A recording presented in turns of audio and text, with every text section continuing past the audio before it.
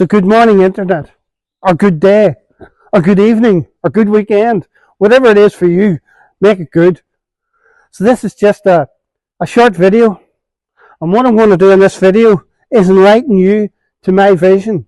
Vision is a very powerful tool. Without vision, the Bible says that people perish for a lack of vision. So my vision for Finally Finished Classics is when we reach the stage where Classic is finally finished, we put it up against this wall. So this will be the Finally Finished Classics wall. Now, as you've probably noticed, there was a couple of old, very rotten Land Rovers which have just moved, Series 3 short wheelbase Land Rovers, 88-inch, which have just moved off this wall. And now what I want to do is move the rest of the bits and pieces of Land Rovers and barbed wire and various other farming tools to another location, and I'm going to power wash this wall, and I'd like someday to have it sign written with Finally Finished Classics along it, and park the classics in a line on this wall as they're completed. That's my vision, that's my aspiration. And another thing that I'm interested in doing is the Mouton Power of Tar wall. I'd like to put a board up on the wall and get the Mouton to test all my cars from 0 to 50. The reason I'm not going to 0 to 60 is I don't know if I've rode long enough for some of these older cars. So it's 0 to 50, and we're going to see which car is the fastest in 0 to 60, and we'll get Michel Mouton to test them out and do the 0 to 50 test. So I'm going to produce a Mouton Power of Tar board, and we're going to know which one of these cars is the fastest and which one is the slowest in 0 to 60. So that's the plan. It's going to be a short video. I'm going to move a lot of stuff. I'm going to put you in time lapse, and I hope you enjoy the video.